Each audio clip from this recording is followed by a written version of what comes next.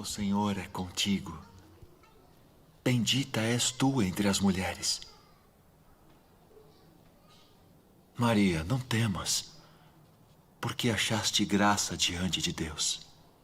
E eis que conceberás e darás à luz um filho, e por-lhe-ás o nome de Jesus. Este será grande e será chamado Filho do Altíssimo. E o Senhor Deus lhe dará o trono de Davi, seu pai, e reinará eternamente na casa de Jacó, e o seu reino não terá fim.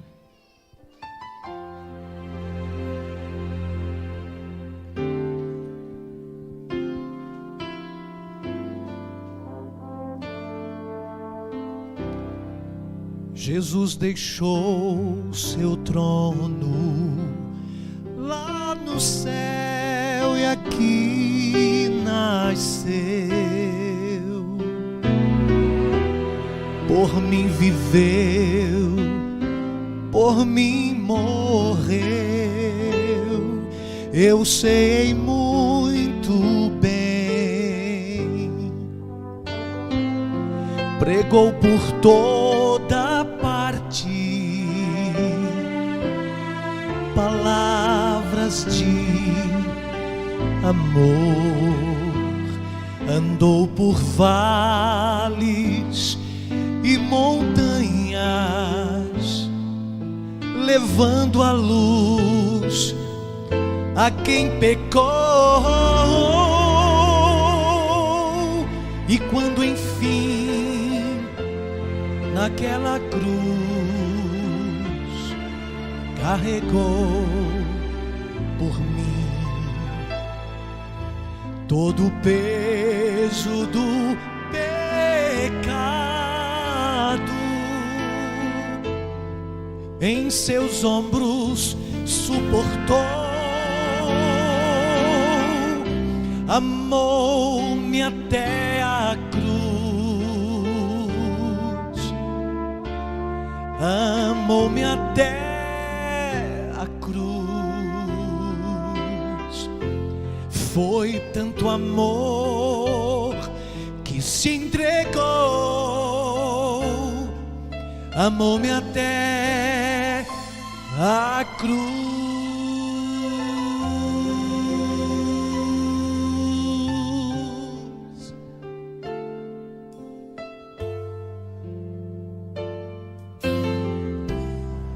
Jesus sabia o preço que tinha que pagar,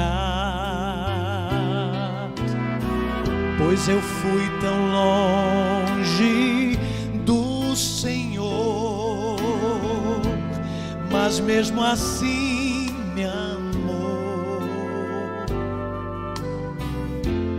Eu não o vi pregado naquela dura cruz, mas sei que ele olhou pra mim e me viu orando agora para o aceitar. Amou-me até a cruz, amou-me até a cruz. Foi tanto amor que se entregou, amou-me até a cruz. Eu não podia imaginar quanta dor custei, mas Cristo se sacrificou e amou-me até a cruz. O meu destino e o seu também seria perecer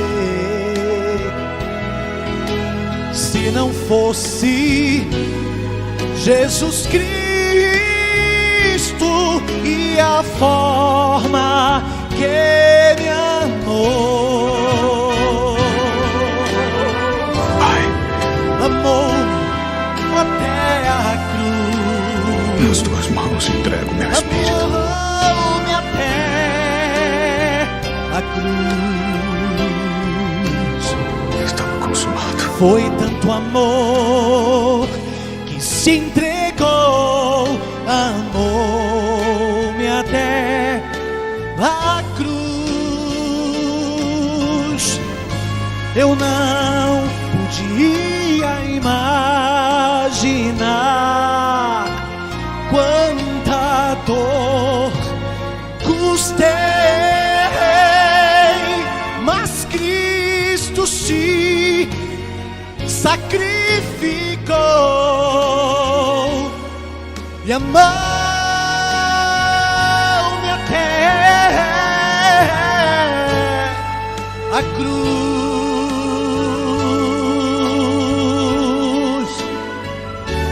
Amou-me até a cruz.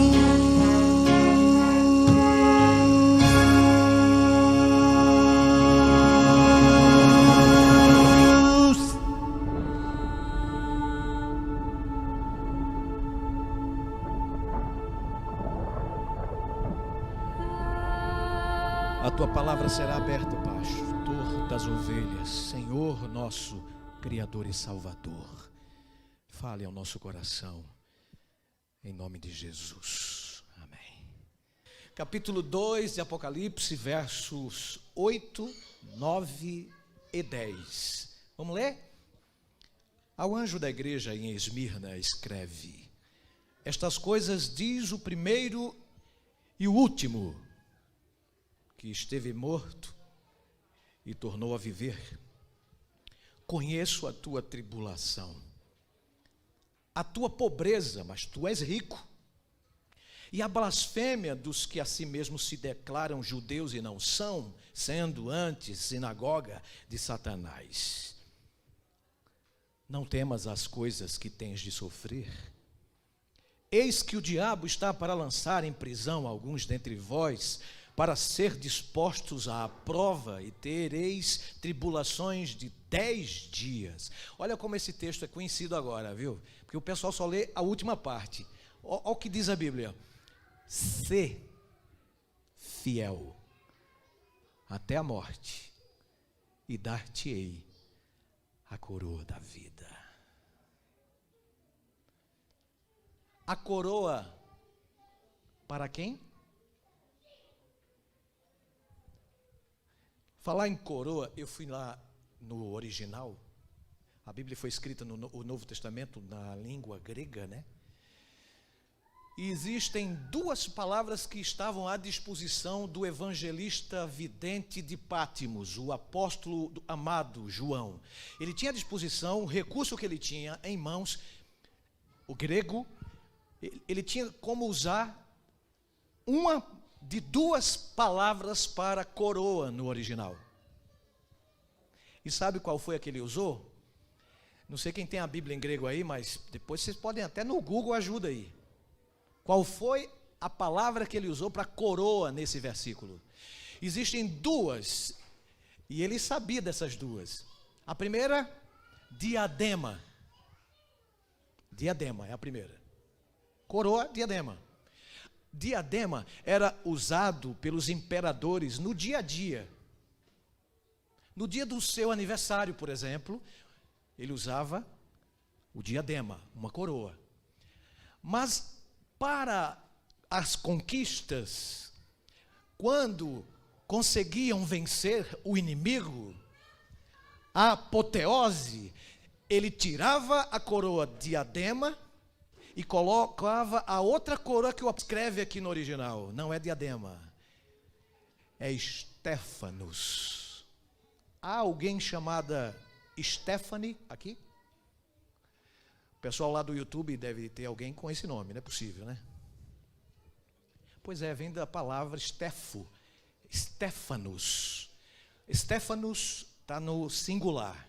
Assim como no grego a gente diz assim, apóstolos no grego é apostoloi. O-I, sufixo, quer dizer que está no plural, no grego. Apóstolos, o sigma, que corresponde ao nosso S no português, é quando a palavra está no singular. Portanto, logo, a palavra aqui que João utiliza à sua disposição para dizer que o fiel até morrer, como Jesus foi fiel em tudo que disse, como diz a música que cantei, até a cruz, até o fim, ele amou os discípulos, até a cruz, ele foi por amor, até o fim, ele morreu por você. Jesus entregou-se completamente pela humanidade. Ele foi até o fim. João, então, usou a palavra Stéphanos, que no singular quer dizer coroa. Para que é Stéphanos, pastor? Para que serve a coroa? Não é para usar no dia a dia. Não é para usar em comemorações de aniversário. Não é para usar para a escola, para estudar, para trabalhar. A coroa, Stéphanos, só era utilizada para a vitória. E Jesus vai colocar sobre a fronte de cada filho que venceu, cada filha que se tornou vitoriosa, Stéphanos sobre sua fronte. E o incrível, gente, é que a minha cabeça é diferente da sua. As medidas são diferentes. O tamanho é diferente. E ele fala para mim e para você, olha, eu tenho uma coroa nos moldes da sua fronte, da sua cabeça. A coroa é para você que vencer, que for fiel até a cruz, até o fim. Eu falei cruz, fim, porque vamos contextualizar aqui. Porque a gente, antes de pregar um sermão, a gente tem que estudar, né? Algumas ferramentas boas para quem gosta de pregar. Dicionários bíblicos, comentários bíblicos. Não só comentários da nossa religião, viu? É bom porque você pega de outros para pegar no final e tirar suas conclusões. Espírito de profecia. Primeiro, a Bíblia tem que ser o seu cabeceiro, o livro da cabeceira, né? Do seu escritório. Pega a Bíblia, lê várias vezes o texto, capítulo 2 de Apocalipse, versos 8 a 10, várias vezes. Li a quinta vez, lê a sexta. Li a 10ª vez, lê a 11ª. Depois vá para comentários, depois vá para dicionários, faça um esboço, sintetize, seja objetivo em onde você quer chegar. Mas primeiro, procure saber qual o contexto da época. Segundo, pode ser aplicado para o tempo do fim. Terceiro, pode ser, e último, pode ser aplicado para a minha vida pessoal. Isso é o sermão, é assim que se faz sermão. Não sou nenhum exegeta, não sou nenhum teólogo, apenas fiz alguns anos de teologia e me formei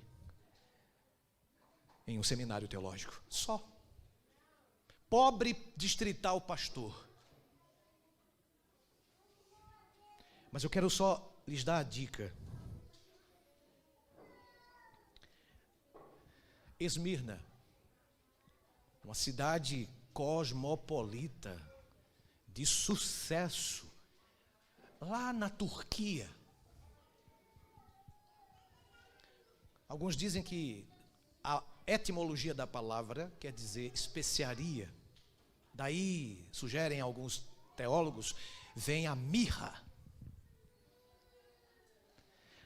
Jesus escreve a 7 igrejas na Ásia. E uma delas, a segunda, Esmirna. Interessante que, dando uma estudada, eu pude notar que das 7 igrejas que Jesus escreveu para estas igrejas, apenas 2 não recebem o temido tenho contra ti. Apenas 2 recebem, em vez de repreensão, elogios: Filadélfia e Esmirna. E ele termina dizendo: ser fiel até a morte e dar-te a coroa. Muito bem, eu já li no Novo Testamento sobre coroa e só percebi aspectos que é a mesma coroa, e são 5 aspectos, podemos dizer 5 coroas que são a mesma, que será colocada ou serão colocadas nas cabeças dos filhos de Deus. A coroa incorruptível, da qual o apóstolo Paulo fala em 1 Coríntios 9, 24 a 25, ele diz assim, não sabeis vós que os que correm no estádio, todos na verdade correm, mas só um leva o prêmio? Correi de tal maneira que o alcanceis. Todo atleta em tudo se domina, aqueles para alcançar uma coroa, Estéfanos, corruptível, nós, porém, a Estéfanos, incorruptível. Olha que coisa. Primeira coroa incorruptível. Decorou? Segunda coroa.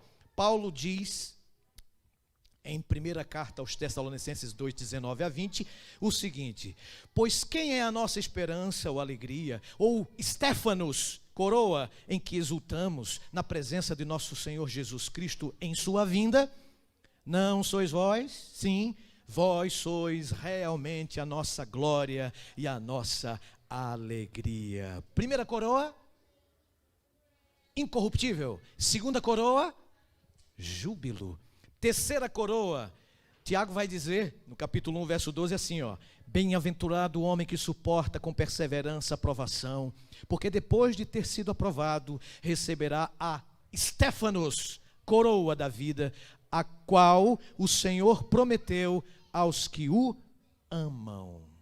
Terceira coroa, coroa da vida. Primeira coroa, incorruptível. Segunda coroa, júbilo. Terceira coroa, coroa da vida. Já o apóstolo São Pedro, na sua primeira carta, capítulo 5, verso 4, fala da quarta coroa. Diz assim, ora, logo que o Supremo Pastor se manifestar, recebereis a imarcessível, imperecível, Estéfanos, coroa da glória. Amém? Coroa da glória.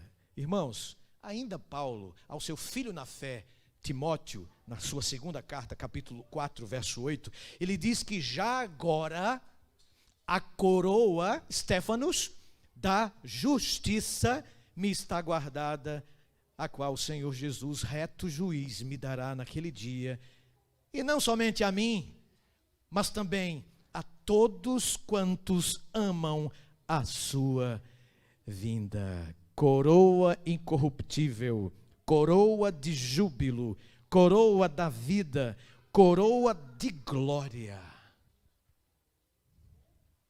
coroa da justiça. Irmãos, João escreve ao povo, à igreja de Deus naquela época. Você sabe que Esmirna, de acordo com nós, de acordo com a nossa crença historicista, nós somos adventistas, historicistas.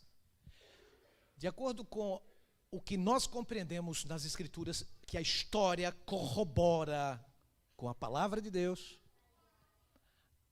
com a Bíblia. O período que compreende a igreja de Esmirna vai do ano 100, finalzinho, até o ano 313. Justamente, você sabe que a perseguição começou com Nero, né? Primeiro século.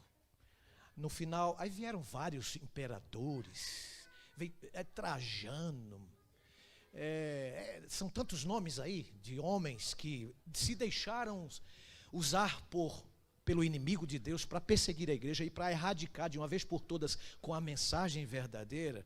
Chegou a época do cavalo vermelho também, que compreende essa época do ano 100 a 313. Interessante que na época houve editos para perseguição. Houve editos para perseguição. E o imperador, na época, não confundam Diocleciano com Domiciano. De acordo com a história, Domiciano é aquele imperador na época de João, que mandou João para a ilha de Patmos. Você sabe que João não morreu na ilha de Patmos. Ele escreveu na ilha de Patmos o livro do Apocalipse. Então o Apocalipse não foi o último livro a ser escrito. O último livro a ser escrito foi o Evangelho de São João. E ele escreveu o Evangelho de São João, o próprio discípulo do amor, depois de ter saído de Patmos. Tá? Domiciano enviou João para a prisão. A tradição diz que até João foi lançado no caldeirão ardente de óleo, né, de azeite, porque amava a Jesus Cristo. Mas João não morreu, João foi poupado, João morreu de idade avançada. Mas depois dele, muitos vieram ser mártires por amor a Jesus e morreram e foram até o fim. Foram fiéis. E João profetiza, manda através de Jesus, claro, Jesus envia o anjo para João, o evangelho, a carta endereçada, logicamente, obviamente, para Esmirna. Éfeso já teria passado até o ano 100.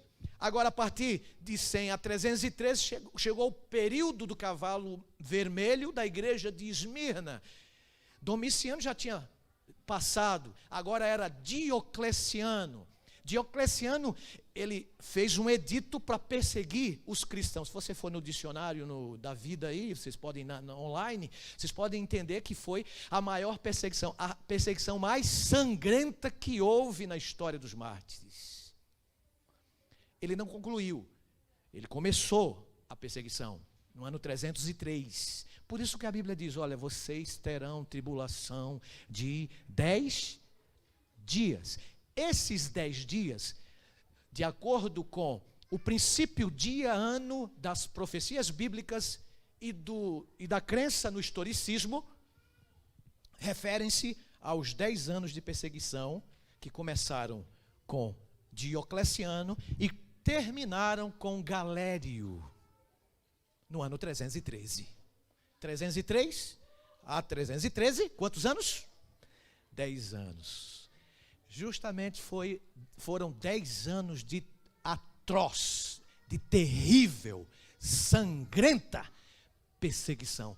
Os cristãos eram levados para as arenas, chifres de touros, eles eram arremessados, eram jogados para os animais selvagens comerem vivo, eram trucidados nas fogueiras. Homens e mulheres de Deus que estavam diante da fúria do inferno, mas permaneceram fiéis até o fim de suas vidas, por amor a Jesus Cristo.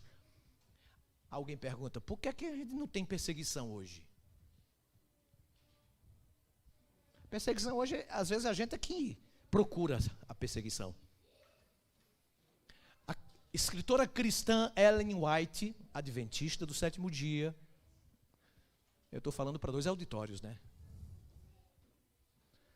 E eu quero dizer o seguinte, ela confirmar o que ela falou.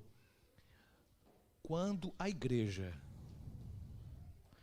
começar, parafraseando a profetisa do Senhor, a praticar de forma real, verdadeira, fidedigna, as escrituras sagradas,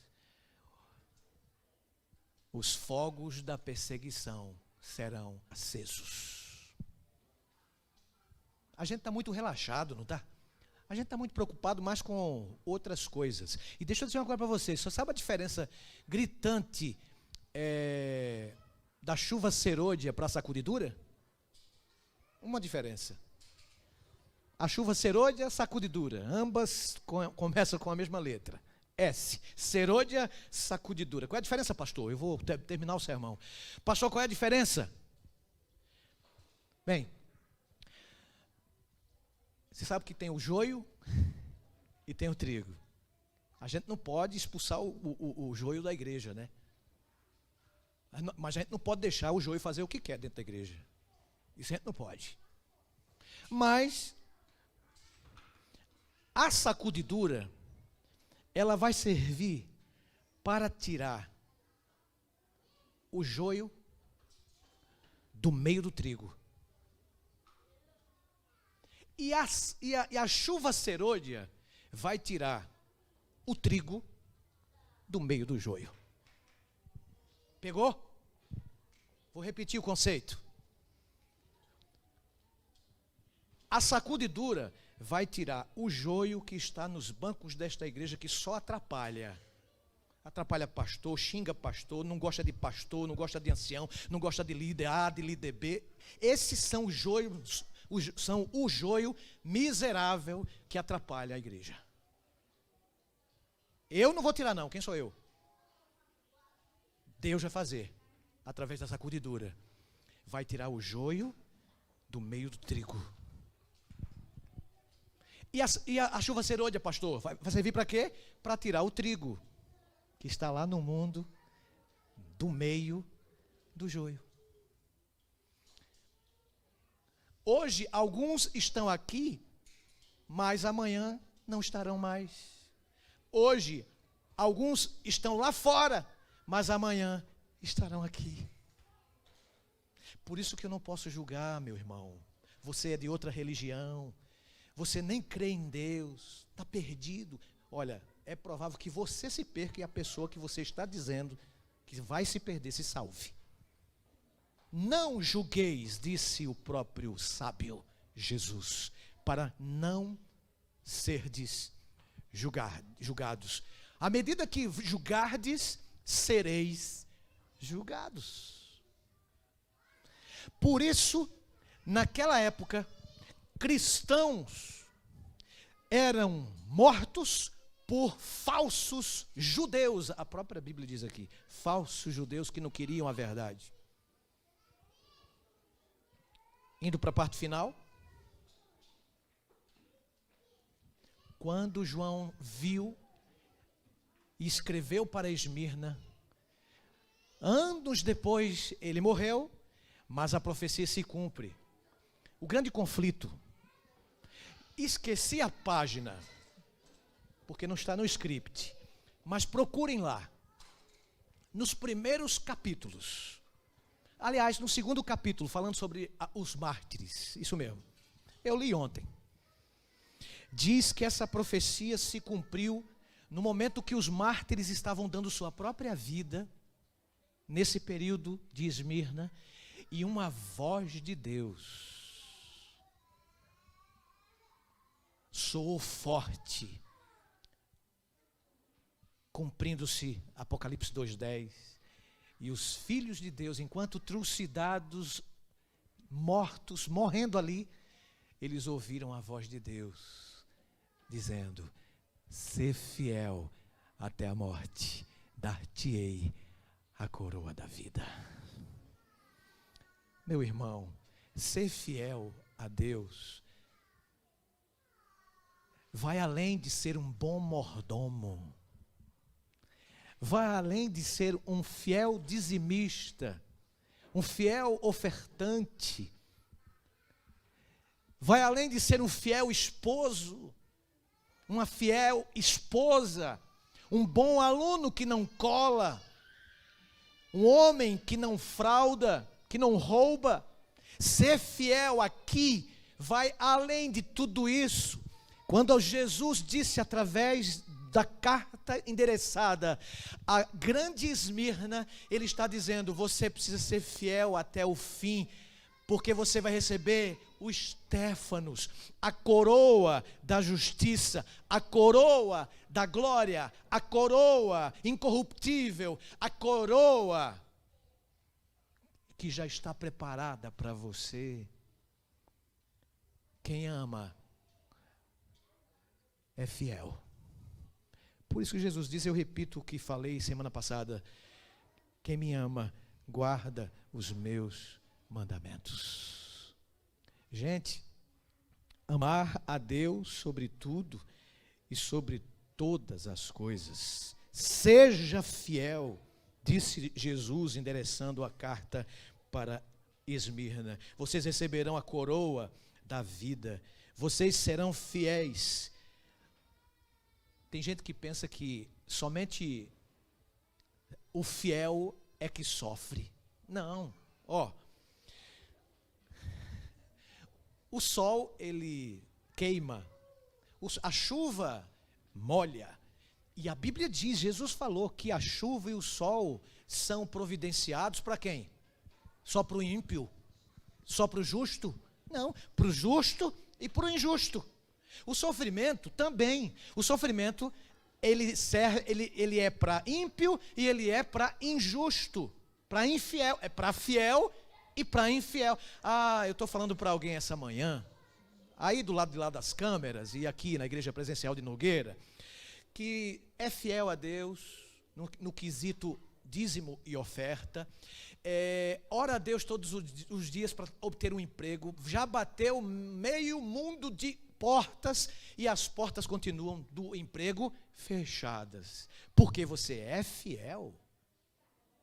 Eu te dou uma promessa, a Bíblia diz, continue fiel, você vai receber a coroa. Pastor, mas eu sou fiel. Às vezes o ímpio prospera. Aparentemente, a gente compara o fiel com o infiel. O fiel dá daquele jeito.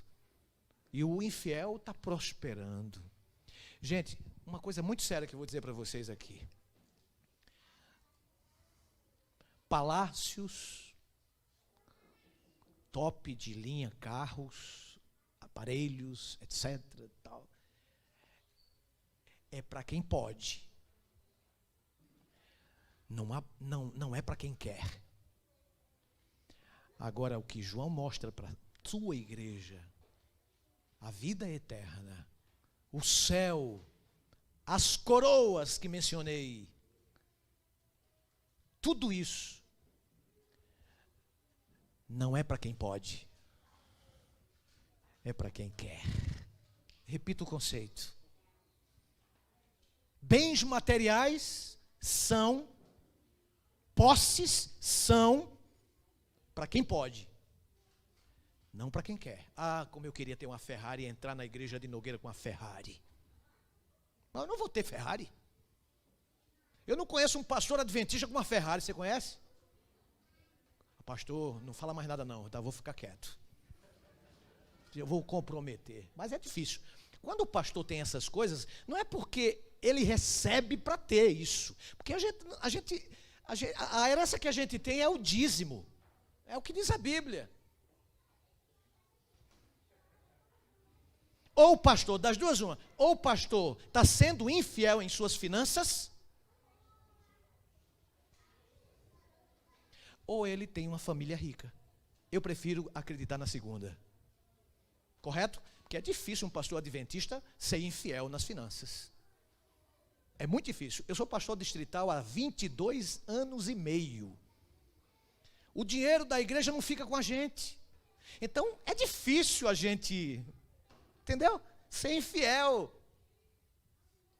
Essa igreja é muito sábia, escolhida por Deus para ser a menina dos seus olhos nos últimos dias. Você sabe que a igreja passou por vários estágios. O Antigo Testamento, a igreja de Israel. O Novo Testamento, a igreja dos apóstolos. E no capítulo 12 de Apocalipse fala do remanescente fiel. Essa é a igreja remanescente, o restante. Então, meus queridos, permaneçam fiéis. Não vou ser fiel não, eu já fui fiel até aqui, o próspero o ímpio está prosperando, irmão, como é que pode isso? Você olha para o seu vizinho e vê aquilo ali, aí você quer também aquilo ali, meu irmão, já falei, sabe, prosperidade, essas coisas que o mundo ensina, essa famigerada doutrina aí, da prosperidade, tem atingido os nossos púlpitos às vezes, né? Jesus não quer que você seja um miserável, eu sei disso. Jesus quer que você seja próspero, mas a prosperidade não é somente financeira. Mesmo que você não alcance a prosperidade aqui na terra, gente, porque isso às vezes é para quem pode, não é para quem quer. Mas a vida eterna é para quem quer, e eu quero ir para o céu. Eu quero ver vocês na eternidade. Eu quero ver meus filhos, meus parentes, meus vizinhos, meus irmãos, meus colegas de ministério. Eu quero ir para a glória, receber a coroa da graça, a coroa da justiça, a coroa da vida. Coloquei mais uma coroa sexta, da graça. Eu quero ir para o céu com você e receber dos próprios lábios a promessa cumprida do Senhor. Venha, possua por herança o que está preparado desde a fundação do mundo. Termino dizendo que eu sou muito otimista. Eu tenho muita fé. Não é porque eu sou pastor, não. Em 2012, eu tive a tristeza que cortou o meu coração, da minha família, em ter que sepultar uma menina de 15 anos de idade, a nossa filha Anne. Alguns conhecem a história. Ela teve câncer, viemos de Aracaju, éramos pastor lá, eu e minha família, fomos transferidos para cuidar da minha filha aqui, teve linfoma. Em 2012, ela não suportou, passou 1 ano e 4 meses na quimioterapia e ela veio a óbito, não conseguiu. A igreja toda orou por ela, o mundo orou por ela, mas Deus fez a vontade dele, permissiva e não soberana.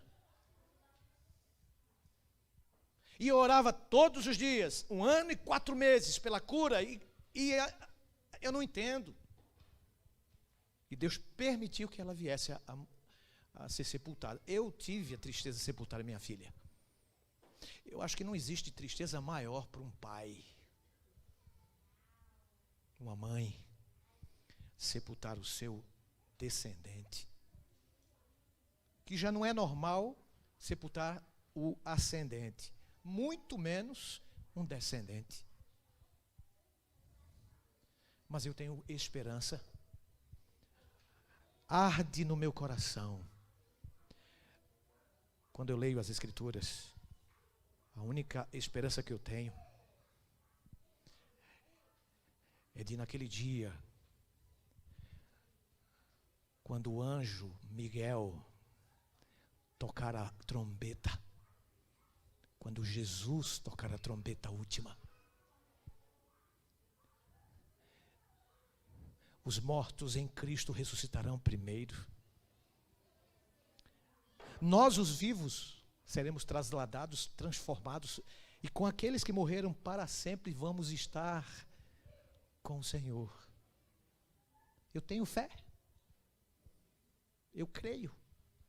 Eu falo para alguém que perdeu um ente querido e diz, mas Senhor, eu sou fiel a Ti.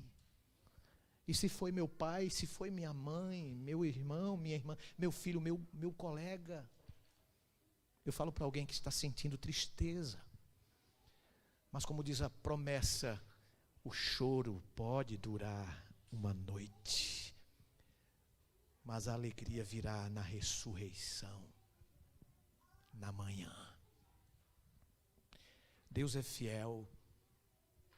Por isso que eu não posso deixar de ser fiel. Deus foi fiel a Daniel, a Sadraque, a Mesaque e a Abdenego. Passou por provas esse varão na vida. E ele não poderia deixar de ser fiel, porque Deus não deixou e nunca deixará de ser fiel. Eu falo como um pastor, mas falo como um homem, como um filho, como um pai, como um irmão, como um ser humano, que tem defeitos, que tem falhas, mas que acredita, que aquele céu será rasgado e sobre nuvens, de acordo com Apocalipse 1:7, ele se posicionará, enviará anjos para trazer, para mostrar que a profecia se cumprirá, e os anjos nos elevarão até os braços do Pai, Quando? Só então receberemos a coroa incorruptível. Amém? A da justiça, a da glória, a da graça, a coroa imarcessível, incorruptível. Essa coroa só será franqueada no dia da volta do Senhor pelas próprias mãos do Salvador. Você acredita nesse dia? Você quer ser fiel até o fim? Se você amar a Jesus, você receberá a coroa da vida. Terminando. Jesus, ele vai descer. Sobre nuvens ficará, todo olho o contemplará, e nós estaremos para sempre com ele. A lembrança das coisas ruins será para sempre erradicada da nossa cabeça. Somente coisas boas. E passaremos a eternidade com nosso Papai do céu. Vamos para casa, mas vamos com essa fé, com essa esperança que está ardendo no meu ser, de rever a Ana Emanuele, a minha filha, de rever meu pai, minha mãe, minha sogra, meus irmãos, de rever meus queridos. E esse será um encontro, vem cá, Emanuel, esse será um encontro muito, mas muito especial.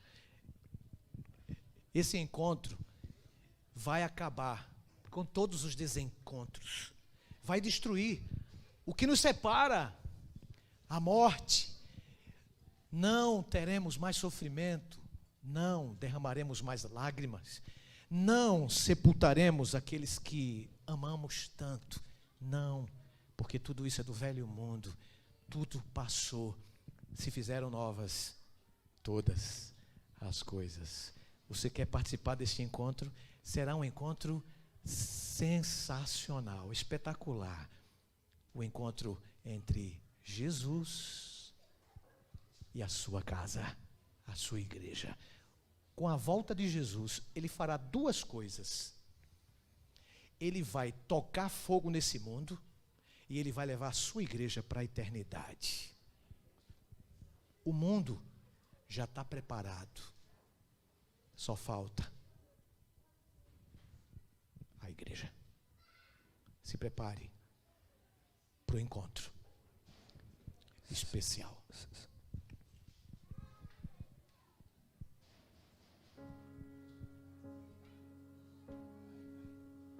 Quando vejo sofrimento e olhos tristes a chorar, eu espero um novo mundo, onde habite amor e paz. Nos momentos de tristezas, mesmo quando a tropeçar, não desisto de esperar, pois o céu eu tenho um Pai. Aleluia, louvo a Deus, pois o dia perto está. Vou morar com meu Jesus, que alegria então será. Aleluia, louvo a Deus, pois um dia perto está. Vou morar com meu Jesus, que alegria então será.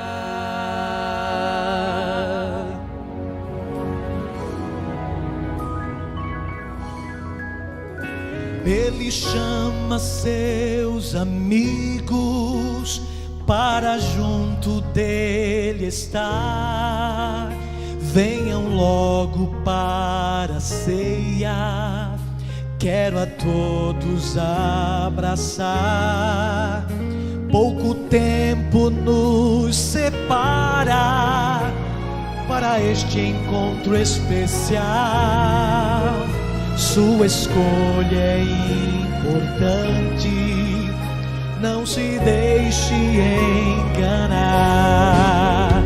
Aleluia, louvo a Deus, pois o dia perto está. Vou morar com meu Jesus, que alegria então será. Aleluia, louvo a Deus, pois o dia perto está. Vou morar com meu Jesus, que alegria então será. Numa nuvem bem pequena, do tamanho desta mão, eu verei Jesus voltando, revestidos de poder. Aleluia, louvo a Deus, pois o dia perto está. Vou morar com meu Jesus, que alegria então será. Aleluia, louvo a Deus, pois o dia perto está. Vou morar com meu Jesus, que alegria então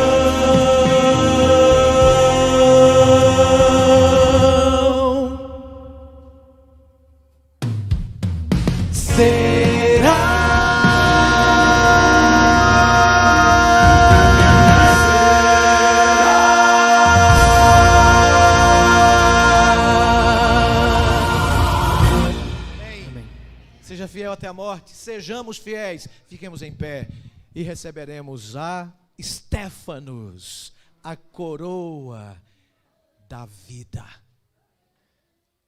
Obrigado, Pai, porque já está reservada para todas as frontes desta terra, daqueles que foram fiéis, daquelas que se tornaram fiéis até o fim.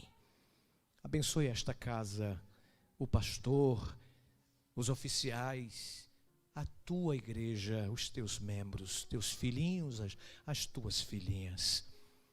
Nos dê o privilégio, Senhor, de ser elevados ao encontro de Jesus nas nuvens. Nunca mais lágrima, nunca mais dor, só paz e só amor. Abençoe-nos, nos dê um restante de sábado na tua companhia, ó Deus eterno.